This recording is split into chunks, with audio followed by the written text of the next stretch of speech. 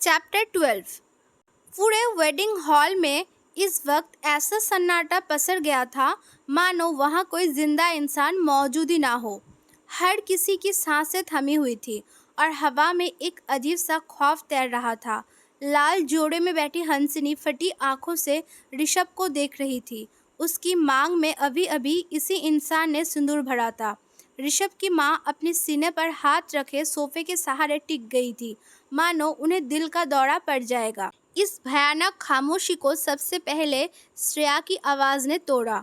वो ज़मीन पर गिरी हुई थी, उसके महंगे लहंगे की चमक फीकी पड़ चुकी थी।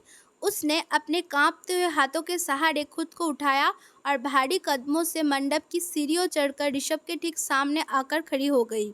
उसकी आंखों में इस वक्त दुनिया भर के जज्बात एक साथ उमड़ रहे थे।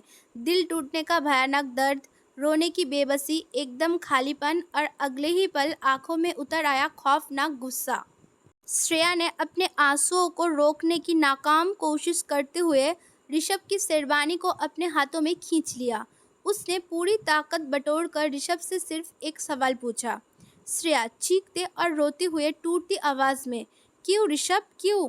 और सबसे बड़ी बात, कैसे? तुमने ये सब कैसे किया? सबकी आंखों के सामने, मेरी आंखों के सामने तुमने मेरी जिंदगी को तमाशा बना दिया। मुझे जवाब दो ऋषभ, ये सब कैसे मुमकिन हुआ? ऋषभ ने बेहद शांति से श्रेया के हाथों से अपने शेरवानी को अलग किया। उसके चेहरे पर ना तो कोई पछतावा था और ना ही कोई डर। उसने मंडप के बीचों बीच खड़े होकर अपनी गहरी और गंभीर आवाज़ में बोलना शुरू किया, ताकि वहाँ खड़े हर एक मेहमान इस जबरदस्त खेल की हकीकत को सुन सके।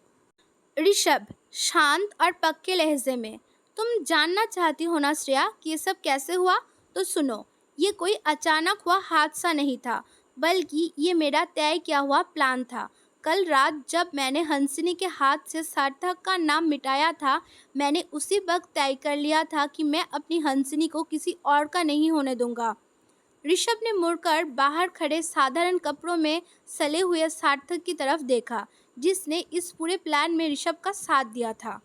ऋषभ, जब शादी की रस्में शुरू हुई तब बरमाला के वक्त हंसिनी के बगल में सार्थक ही खड़ा था। तुम सब ने अपनी आंखों से सार्थक को हंसिनी के गले में बरमाला डालते हुए देखा था, लेकिन जैसे ही बरमाला की रस्म पूरी हुई, ठीक उसी पल इस पूरे वेडिंग हॉल में पूरे 15 सेकंड के लिए पावर कट हुआ था। याद है? ऋषभ की ये बात सुनते ही श्रेया और ऋषभ की माँ के दिमाग की बत्तियां जली। उन्हें याद आया कि बरमाला के तुरंत बाद अचानक पूरे हॉल की लाइट्स चली गई थी और जनरेटर चालू होने में थोड़ा वक्त लगा था। ऋषभ एक सातिर मुस्कान के साथ, उन 15 सेकंड के घने अंधेरे का फायदा उठाकर मैंने और सार्थक ने पलक झपकते ही अपनी पोजीशन बदल ली। सार्थक उस वीआईपी एग्जिट दरवाजे से चुपचाप बाहर निकल गया और मैं पहले से ही मोतियों का लंबा और भारी सेहरा बांध कर तैयार खड़ा था। अंधेरा हटते ही मैं सार्थक की जगह दूल्हा बनकर मंडप पर बैठ गया, क्योंकि मेरा चेहरा उस घने सहरे के पीछे पूरी तरह छुपा हुआ था। तुम में से कोई भी मुझे पहचान नहीं पाया। हॉल में खड़े मेहमानों की मुंह से अचंभ की आ निकल गई। श्रेया फटी आंखों से उसे सुन रही थी। ऋषभ हंसिनी का हाथ अपने हाथ में लेते हुए गर्व से, और उसके बाद इस मंडप पर होने वाली हर एक पवित्र रस्म सार्थक ने नहीं बल्कि मैंने पूरी की है। हंसिनी का वो गठबंधन मेरे दुपट्टे से बांधा गया था। कन्यादान की रस्म के वक्त पंडित जी ने हंसिनी का हाथ सार्थक के नहीं बल्कि मेरे हाथ में थमाया था। अग्नि के सामने वो पवित्र 7 फेरे हंसिनी ने मेरे साथ लिए हैं, और अभी अभी उसकी मांग में सिंदूर भरकर और उसके गले में ये मंगलसूत्र पहनाकर मैंने उसे हमेशा हमेशा के लिए फिर से अपनी पत्नी बना लिया है। ऋषभ का ये कबूलनामा सुनते ही श्रेया के पैरों तले से मानो जमीन खिसक गई। वो पागलों की तरह हंसने और रोने लगी।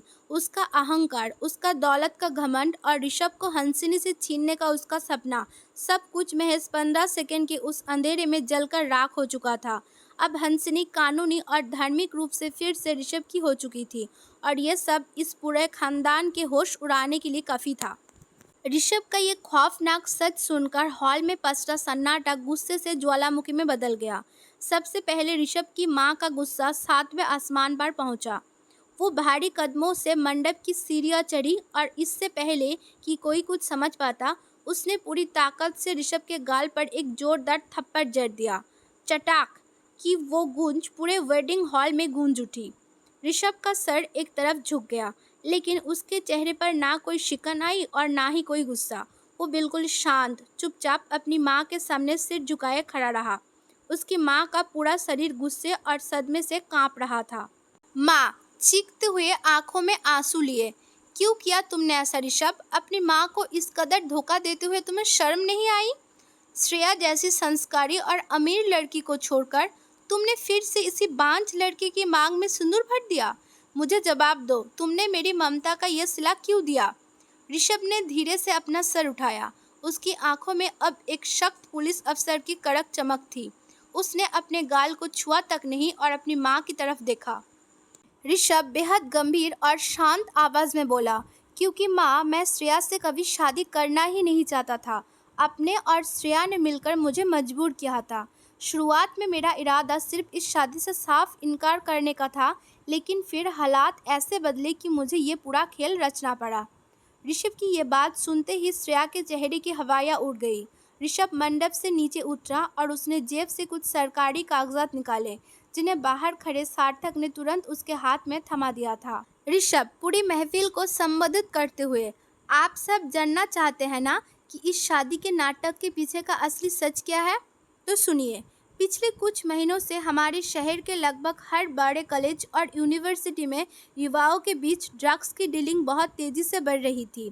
कई मासूम बच्चों की ज़िंदगी बर्बाद हो रही थी। एक डीएसपी होने के नाते मैंने और मेरी सीक्रेट टीम ने इस पर गहराई से रिसर्च और जांच शुरू की। ऋषभ ने घूमकर सीधे श्रेया और उसके पिता की तरफ अपनी उंगली उठाई, जो अब तक खौफ से कांपने लगे थे। ऋषभ शक्ति आवाज में, हमारी जांच में जो सच सामने आया उसने मेरे भी होश उड़ा दिए थे। इस पूरे ड्रग्स रैकेट के पीछे कोई आम अपराधी नहीं, बल्कि मिस श्रेया और उनके अरबपति पिता का हाथ है। ये लोग अपनी बड़ी कंपनी की आड़ में पूरे देश के कॉलेजों में ड्रग्स सप्लाई कर रहे थे, लेकिन समस्या ये थी कि वो बहुत शातिर है। हमारे पास उनके खिलाफ पुख्ता सबूत नहीं थे। हमें इस पूरे नेक्सस को बेनकाब करने के लिए थोड़ा और वक्त चाहिए था। पूरे हॉल में मेहमानों के बीच हड़कंप मच गया। लोग श्रेया को थू थू करके देखने लगे। ऋषभ अपनी माँ की तरफ मुड़ते हुए, ठीक उसी वक्त माँ, आपने मेरे सामने श्रेया से शादी का प्रस्ताव रखा और अस्पताल में भर्ती होकर मुझे मजबूर किया।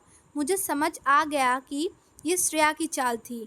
वो एक पुलिस अफसर के घर की बहू बनकर खुद को कानून से हमेशा के लिए बचाना चाहती थी। मैंने उस वक्त शादी के लिए हाँ सिर्फ इसलिए कहा ताकि मुझे उनके करीब जाकर पुख्ता सबूत जुटाने का वक्त मिल सके। मैंने इस शादी को एक जाल की तरह इस्तेमाल किया। ऋषभ ने आगे बढ़कर सार्थक के कंधे पर हाथ रखा, जो मुस्कुरा रहा था। ऋषभ और सार्थक, सार्थक सिर्फ एक पुलिस अफसर नहीं, बल्कि कॉलेज के दिनों से मेरा सबसे पक्का और अजीज दोस्त है। हम दोनों ने मिलकर ये पूरी प्लानिंग पहले से तैयार कर रखी थी।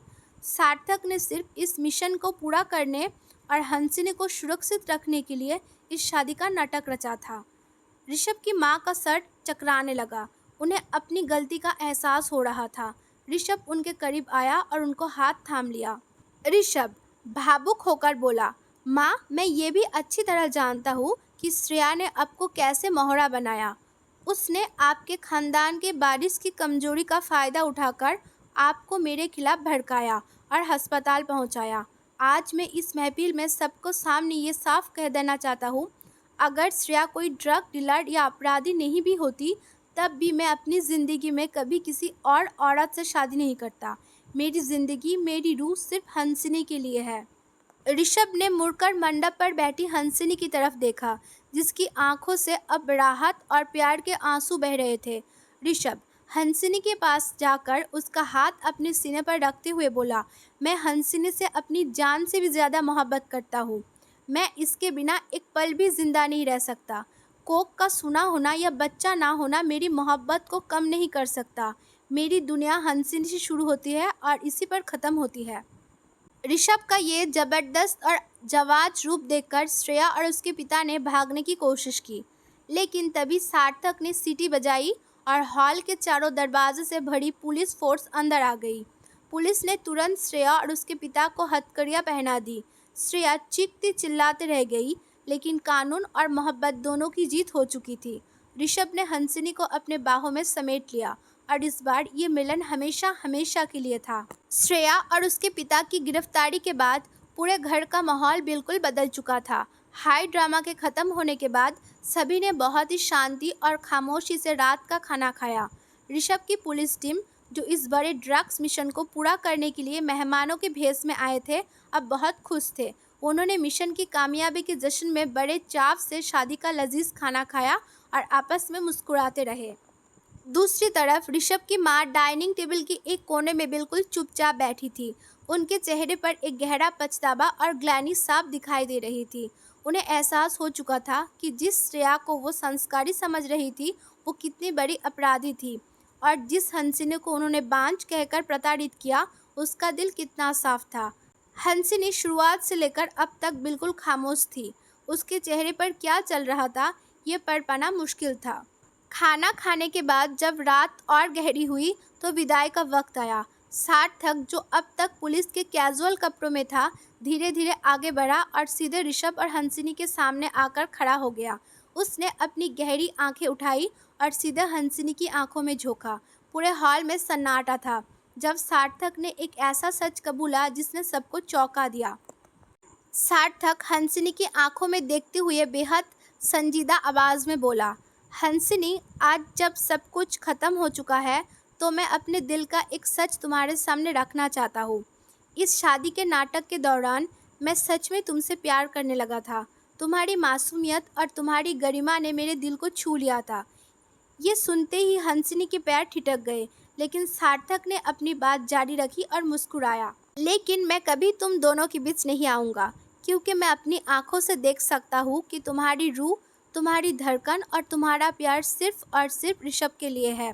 मैं तुम्हारी ज़िंदगी में कभी कोई दखल नहीं दूंगा, क्योंकि मेरे लिए तुम्हारी खुशी सबसे बढ़कर है और तुम्हारी वो खुशी सिर्फ ऋषभ के पास ही है। सार्थक की ये बात सुनकर हंसिनी पूरी तरह स्तब्ध रह गई। उसकी आंखों में आंसू आ गए। वो तुरंत आगे बढ़ी और उसने सार्थक को एक बेहद भावुक और कसकर गले लगा लिया। हंसिनी रोते हुए, सार्थक, तुम मेरे लिए इस दुनिया के सबसे अच्छे और सच्चे दोस्त हो। मैं तुम्हारी इस प्यारी सी दोस्ती को अपनी आखिरी सांस तक हमेशा के लिए संभाल कर रखना चाहती हूँ।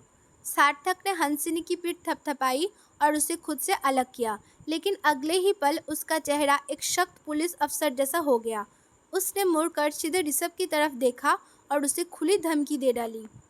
सार्थक सख्त लहजे में, ऋषभ सुन लो, आज मैं हंसिनी को तुम्हारे पास छोड़कर जा रहा हूँ, लेकिन अगर भविष्य में कभी भी तुम्हारी वजह से हंसिनी की आंखों में एक भी आंसू आया या तुमने उसे खुश नहीं रखा, तो याद रखना, मैं वापस आऊँगा और उसे तुमसे बहुत दूर अपने साथ ले जाऊँगा।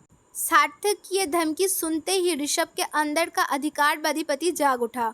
उसकी आंखों में एक तीव्र अधिकार भावना और पॉजिटिवनेस आ गई।